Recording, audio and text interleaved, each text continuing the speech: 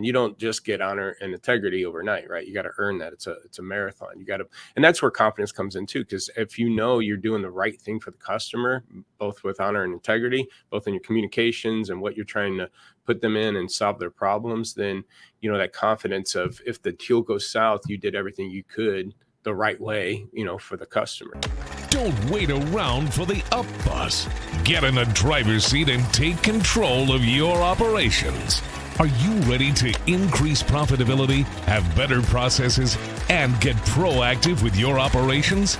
Welcome to the Up Bus Podcast. Here's your hosts, Jasen Harris and Jason Rice. Hey, what's going on, Podcast Nation? It is Jasen Harris with Jason Rice, and thank you for joining us on another episode of the Up Bus Podcast, where we get to talk about anything and everything we want to talk about when it's about being proactive in your dealership, not reactive. That's right. We want you to drive that bus, not sit around and wait for that bus. That's Jason, right. what's up? How you doing? How you doing? Just waiting around to be proactive. Yeah. You had a good weekend? Spent a little time with the kids, the dog? Yep. Yeah, do some soccer games and all that fun. I know, I guess offside charges all the time, right? But we were just talking a little bit about how I finally moved into this house, right? And, I was just thinking about it as we move into this house, it's like I spent like 9 months remodeling this place. So you think, everything I could have possibly thought of to be in preparation for this coming. Because, it's not like it was a surprise. Like I knew it was coming. I knew the day was coming. And still, even with all the preparation and everything, I end up missing, and, it's funny because I think it's going to kind of lead into or segue into kind of our topics today. But this whole podcast is about just having this continuous mind of preparation, but also being prepared for when shit goes sideways. What do you do? It's like this week was a perfect example. I spent almost a year preparing for this and still managed to forget and mess up a couple things. But it's how we pivot, right? And it's kind of like Christmas. It sneaks up on you every year, right? And you're like, oh shit, it's Christmas. We know it's coming. Yeah, a whole year ahead of time. I think about it kind of when I was in the business, because where I was, we had crazy winters, so there was definitely seasonality, right, in our service business and in our sales business. And sometimes I'm almost kind of surprised. It's like, did you forget that white stuff falls from the ground? And there's from the ground. Yeah, and cars are 4 feet under that white stuff. Like all about preparation. Today, guys, and then that preparation I think is felt most in the customer experience. When I really kind of think of some of the best customer experiences I've had, I felt like there was just a substantial amount of effort behind that in preparation for me, coming to the restaurant or, going to the hotel or, sitting down with, that real estate agent or whatever it is. Actually, let's start there. Give me an example of one of the best customer experiences you've had recently. Well, we went to a restaurant after the game, and we've gone there before, and there was over like an hour wait for food, sometimes 30 minutes for a drink. Right. We still left a decent tip for the server because we knew it wasn't their fault. So anyways, this was months ago. Then we went back and visited this Saturday, and we're like, is it going to be the same kind of wait and everything? And no, it was a better turnaround. And matter of fact, she came back and said, no, my manager remembered you guys last time. We made sure we took care of you guys. And 15 minutes, everything was good. And so it made our night. That was fun. Well, I think it's what it does for you, right? Like, the fact they remembered you. See, I think that's another big thing, right? I mean, we can talk about this and we'll talk about this when we go into process, but I think one of the biggest processes we can build inside of a dealership is the one to ensure that people are felt known, right? Because isn't that super impactful? Like, did that feel good when they're like, oh shit, you remembered us? Well, yeah. See, what happened was, and I don't know if we told my wife this is kind of our form of tithing a bit, but we didn't even get our food or nothing that night, but we tipped the server $50, and so she remembered us from that. And then turned around we basically doubled the tip this time around just to be nice again, kind of make their night. So, it goes both ways too on that. You got to be able to open your eyes and appreciate and see it too, as a consumer. But on their end, they made sure we're taken care of this time. And so, we made sure we circled back around. So who knows what kind of treatment I'm sure we'll get. It would happen next time. Yeah, I told my wife, I'm like, dang it, she's gonna expect like those kind of tips all the time. So well, but you know what though? I dig that. I mean, I think for everybody out there watching, listening right now, there's something to be said there. You get what you get out of it, right? Your what's that, karma? I don't know. Like exactly. you what you put out in the world comes back to you. And I think, let's put that kind of into a dealership setting, right? Today we're talking people, process, and technology. I think what we put out there is what can come back to us. That's one thing to learn. Another thing to learn, guys, is if you're a waiter and you're watching or listening to this and you see Jason walk in, grab him. Make sure you get that table. Make sure you. No, my wife and I both wait at tables. Our kids do it, so we just kind of respect that line of work because it's not easy, and people are doing that for a reason, and they're trying to, most of them are just getting by and stuff. At least we were when we were waiting tables, and and it's such a huge impact on kind of that overall experience. And I think that's actually because look, our first topic of today, right, is how staff management and leadership, all right, let's call it attitudes and behaviors, can cascade down and kind of shape that overall customer experience. This is just a good example, right? You're out eating and you end up not even eating the first time. But that individual didn't quit, still tried to create that experience. So I'd love to kind of get your thoughts, man, on, kind of setting the tone for the customer experience, how our people influence, the dealership and the culture. Yeah, I mean, at dealership, especially because, the salesperson's the first person that typically a customer is going to see. So, I guess going there and helping them with their instead of trying to sell them something, that goes all in qualifying questions and stuff like that. But you also got to find it in a way that you're not using some kind of script that every dealer, every time a customer walks in the same dealership, same questions. And so if you do it more on a personal level and get to understand, and here, I mean, all it takes is, and this is the hard part to do, is just go buy a car yourself somewhere else, or, obviously your current dealer probably would frown on that, but at least go and act like you're a customer at another dealership, see how you treat it and see what happens. And then be able to because again, that's where we wait at tables. So we understood. And that's why, given, we do decent job with tipping because we've been in their shoes before. So that's the hard part, is being able to try to get the customer's guard down, because they're coming in and what they're expecting, but also trying to do your job and getting a sale. But again, you're not there. You should be approaching it as you're there to help the customer instead of selling them something. Well, it's that empathy. See, I think what's interesting is you're able to kind of make this kind of immediate connection of mutual respect, because you empathize with what their job is, right? And then, but vice versa, the waiter also emphasizes with the customer. So, I think one of the first steps that we can take, is to your point, to your story, is that we need to emphasize with the customer, but I mean, how can we expect them to kind of empathize with us or connect with us, if things are going crazy and it's busy and it's so much. But if we don't empathize with them, knowing that they're gonna have to go through this experience, because this is an experience, we call it the customer journey, but it requires both parties to be a part of it, Yeah. And I think one of the worst things that can happen at the dealership is getting a customer to come back a couple weeks, couple months down the road going, this vehicle is really not working for me. I'd like to try to trade it in and get something else. And that happens a lot. But the problem is when you go appraise the car and show them, it's going to be 5-10 grand less than what they just bought it from you 2 months ago. And that really makes you look bad on top of it. So if you don't really help figure out what problem that they're trying to solve, and instead of just trying to get a deal and trying to get the deal with the most money on it, that's, again, I would say the hardest thing to do, but it's pretty simple. It's not, just trying to get the understanding where the customer is in their buying side, what and the purpose of that vehicle is going to be, and put them in the right car, because then you don't have to worry about that situation coming up. Well, that's that kind of natural intent to want to help someone. And look, I understand, guys. Our goals and objective at the day is to move metal, service metal. Like I get it. Okay, that is our objective, and we never lose sight of that. But there's a lot to be said where we can put our objectives, but at the center of the objectives, we can put the customer.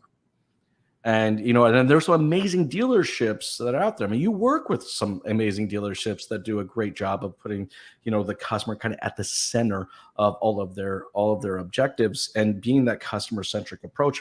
Because I think when we do that as leaders, then our people see that, and they kind of naturally take that on themselves, and put the customer first there. You work with some, I know you work with some great operators. I know a couple of them, so you've seen this kind of play out.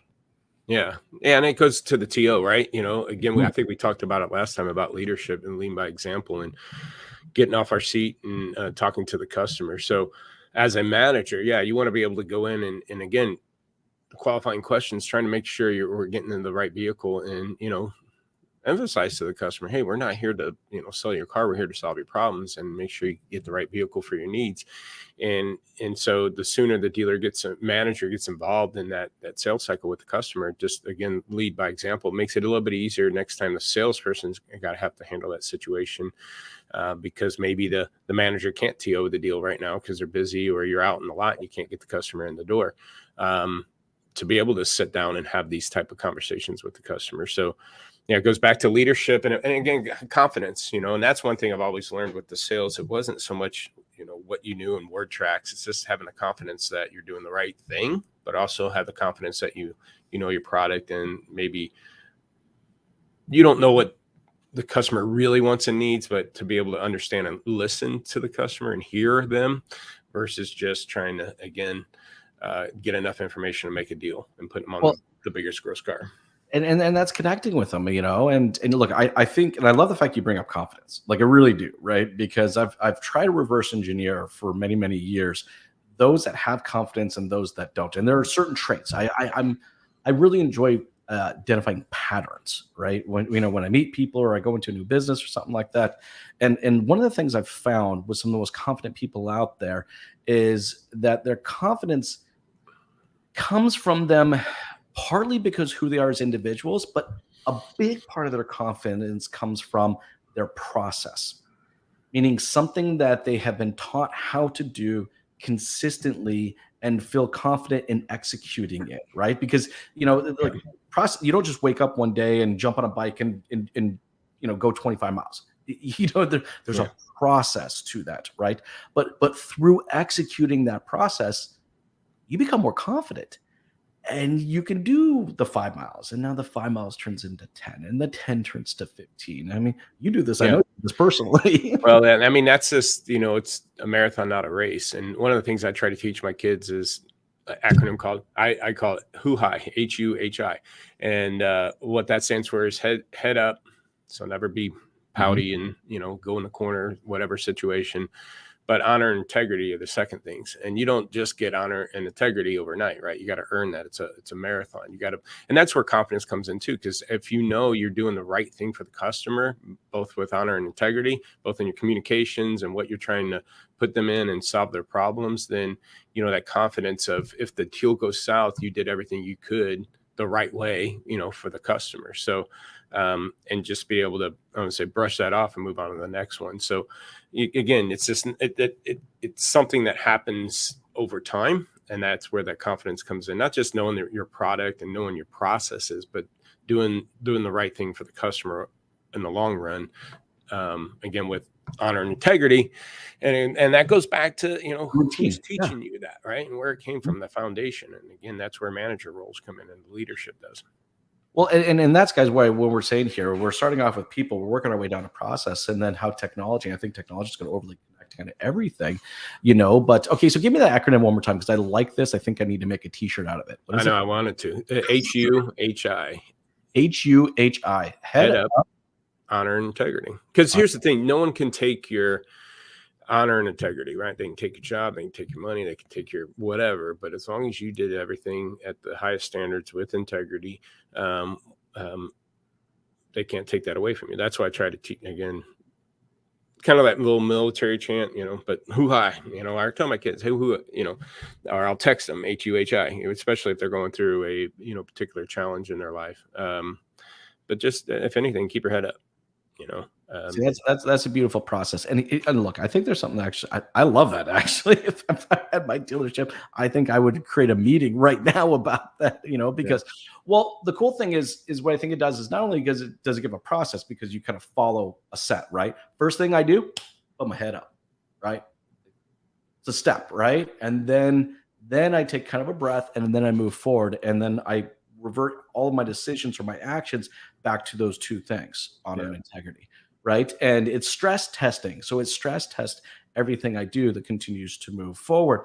And those are the type of processes. I think too often in our industry, we think of processes and what we're thinking is just like, here are the 12 steps to selling a car, right? But I think there's a way to process, honor and integrity. There's a way to process customer experience and see that's how we process that experience is, but we give, or I don't know, give, I guess we empower.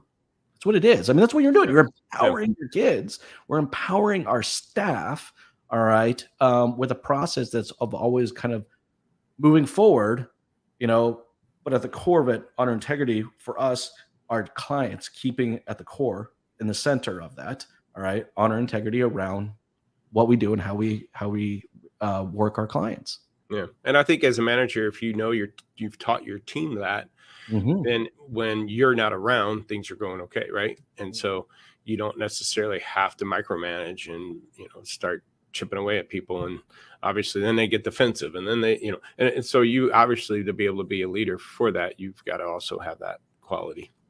But no, look, I'm glad you brought up micromanagement, right? Because, here's the thing with micromanagement, it works. This is the scary part, right? It can fundamentally work, right? You can micromanage people to the point where you get the results. It sucks because it works, and so there are a lot of people that fall into that category where they continue to micromanage them. But the problem is with micromanagement is that it falls onto one individual being the key of those efforts, right? So those results happen because of the micromanaging efforts behind the one individual. But to your point, if that individual is not there, then you have a full breakdown of it because people aren't being micromanaged. And you know how it is when parents are away, the kids will. Well, I had my team, they kind of push back on some stuff that we were tracking. How long their calls were, how many people attended, and so forth. But then we were correlating that to how the dealers were doing, how the dealers volume was doing, how successful they are at turning fresh inventory. And so we're like trying to match those two things up. If the dealer's not, and we're using technology, right? We're plugging in the numbers of how successful the dealerships, and we're plugging in how long their call was, how many people attended, did they send them takeaway notes. And again, initially when we're doing that, they're getting pushback. But we're going, hold on a second. You got to understand that this isn't micromanaging you. This has happened to be to give us insight on the dealers. If the dealer's doing bad, we need maybe a longer call than 30 minutes. Maybe we need more people than just one person on the call. And if I can spoon feed you back the data that says, hey, here's the 5 accounts that you want to make sure you're on a little bit longer in the calls and see if you can get a couple other people to attend it. It's just going to benefit you. In the long run, it benefits our dealer though, because we're being proactive and helping them with the dealership. So, same thing could be said at the store level. The manager can't be there all the time. So there are going to be some metrics and reports and things that you can rely on that seem like they're micromanaging, but they're not. They're there to, again, solidify what the dealer's trying to accomplish, but ultimately, again, getting dealers only going to function if they can make sales and take care of their customers. That's true. And no, in fact, I thank you for actually kind of bringing that up to kind of clarify that, right? Because I think, when it's a people, process, and technology thing, it becomes a cultural thing. Right. It's like you have the right people, you got the right processes, you have the technology that kind of just continues that loop of people and process on a regular basis, and that technology can encompass. I call it kind of like for me, it's like the wrapper on the candy. It's just kind of keeps it all together, but you got all the good stuff, inside. I will have to say, Jason, I spent some times with your analyst. That's Mhm. right, analyst. Okay. Yep. Wow. I want to know where and how the hell you found some of these people, because I mean, no, seriously though, I've had the opportunity to visit a lot of different companies, work with a lot of different companies, talk to a lot of different dealerships, right? And there are there are certain people that just kind of breathe and live people, process, and technology. Yeah. And your analysts do that. I was on a call with two of them this morning, and it was just really cool to see. So, like, for people out there, and I know I'm finding a rabbit hole here, but I want to go down this because, how to find these people, how to find this candy pot of amazing people. I'd love for you to kind of say, kind of walk us through how you found these amazing people, because they live it, they breathe it. Now, I'm sure you had a big part in building that culture, but how do we attract those type of individuals? Well, I guess a little bit of, first and foremost, I talked about honor integrity, right? So the whole time I've done my career over since 97, I always wanted to make sure that I am who I am, and, whatever I represent online or do, and so over time that's earned respect for people in the industry, and that and alone. And again, it's a marathon, not a sprint. So on top of that is the people that pretty much, all my analysts. I've never put an ad out that we're hiring for analysts, and yet we have about 10 of them on our team that or been all referrals, and either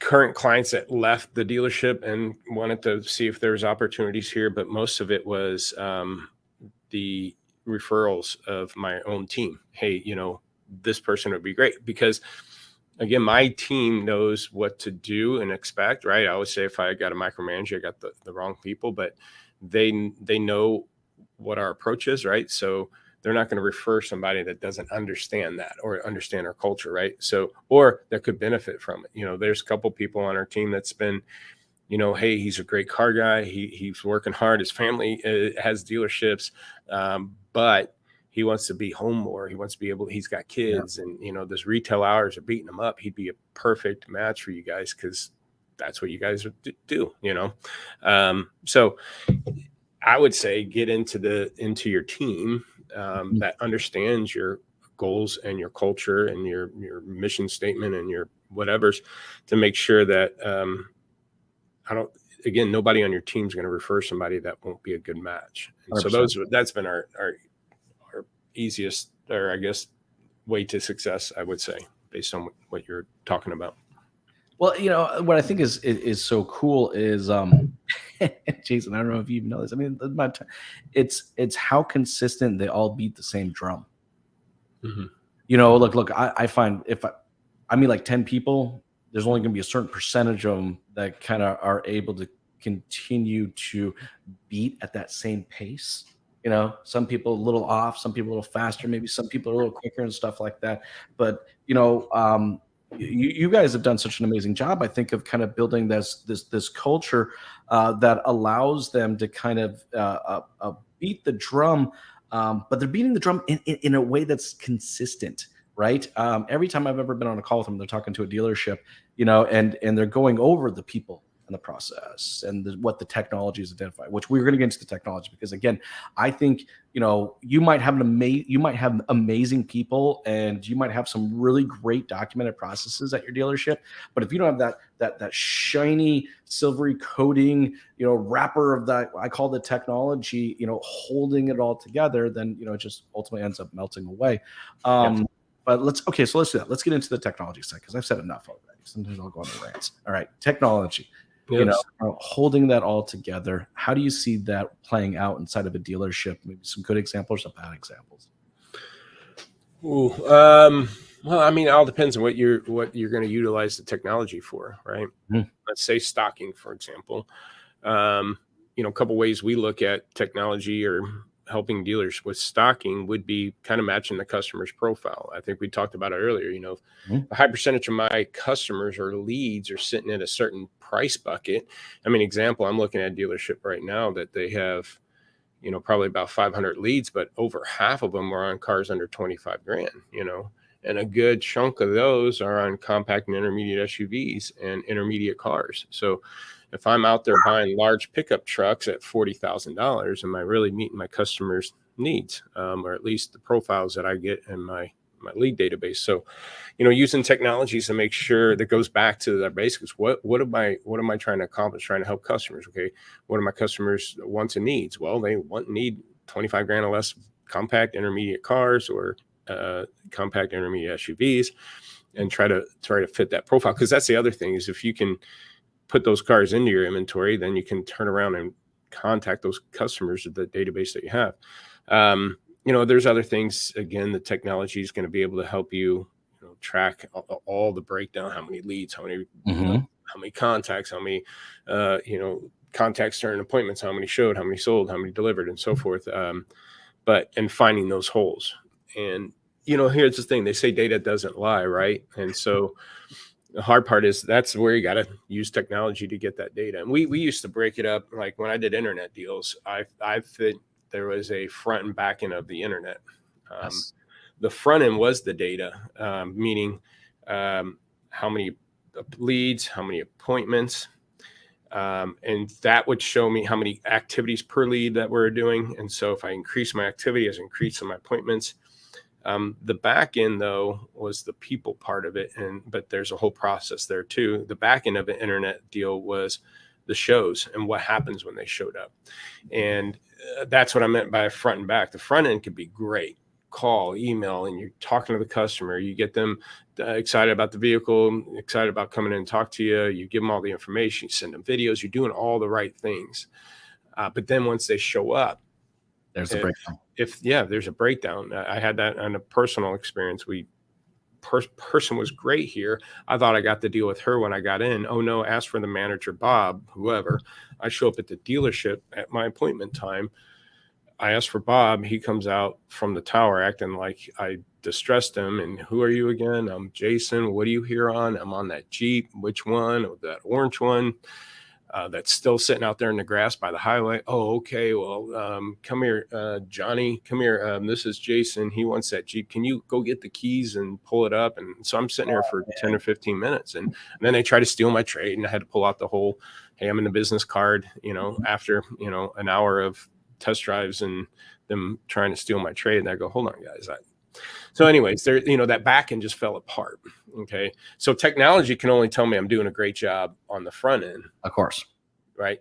But I could kind of see it on the back end too, meaning, hey, if I got 100 leads and I got half of them to give me appointments, well, at least half of those should show up. Okay. Well, they did. And then at least I should at least close half of those. But if I'm only closing a third of them, well, something's falling apart. What's falling apart when they get here? So a technology can't solve the problem of having bad management, not being prepared for appointments, but it can point it out, right? Well, it keeps that engine going, for example, you had great people. You spoke to someone really pleasant.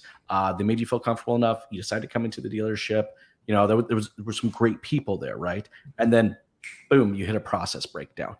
The fact the manager didn't even know who the hell you were, what you were even there for. I mean, just like, and that's hard, right? Because, I've said on the internet side as well. I ran the BDC, and it's like, oh my God, we spent so much time just to convince this person how amazing we are, and they should come to us because there's 72 other orange Wranglers out there, but we're the ones that are the best for it. And then, boom, within the first 45 seconds, full process breakdown.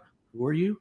What are you here for? I mean, like lay the red carpet out, but I've seen this very, very similar. I've also seen this the same when it comes to like appraising a vehicle. I talk to a BDC rep, and the BDC rep makes me feel comfortable and great. This is going to be the process. And then I show up and it's like, did I come to the wrong dealership? That's what I felt like. But I think, going back to what we're talking about here is, at the core of what the Up Bus podcast is, it's about being proactive.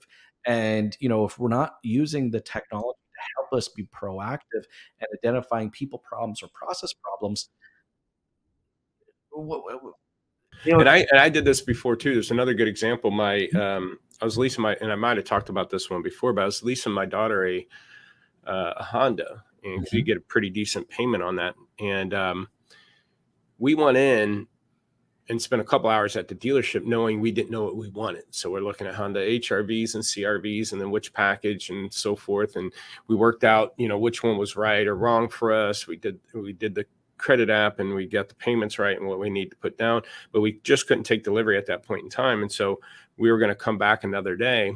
And so just to get that all, just pick the car up essentially. And, here's a couple things they dropped. Again, they waited for us to show up, obviously. And here was the thing. I think it was like 5 o'clock. And I'm like, well, we should be there less than an hour. We're already done everything. It's a 3 or 12,000 mile lease. So we don't need a warranty and all that kind of stuff. Should just be an in and out, no trade in, just in and out. And so it was like 5 o'clock, but we also had our daughter who was probably only like 3 or 4 at the time. And dinner time's typically 6:30. And so we're like, it'll be fine. It'll be fun. Let's go into the dealership and we'll be done right around dinner time. We can all go to dinner and, in the new car and have her drive a new car to dinner and celebrate. Right. Well, we get there. And again, they barely were ready for us. And then 2, they try to come out and sit down with us with a template technology. Right. And they're trying to upsell us on the wheel and, windshield protection things and stuff, paint and fab. And I'm like, I told my wife, maybe we should get it. My wife's like, no, we don't need to.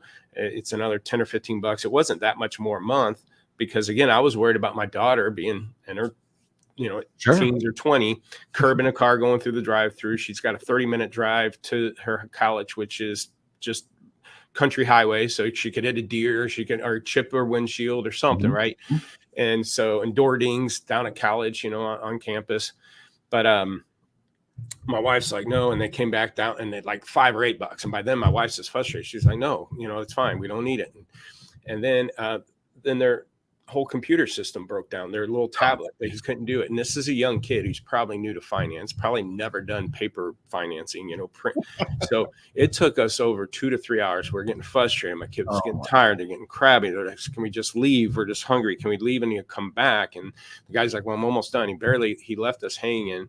And it was just a horrible experience. I think it took over 3 hours. We didn't even go to dinner. We couldn't enjoy the thing.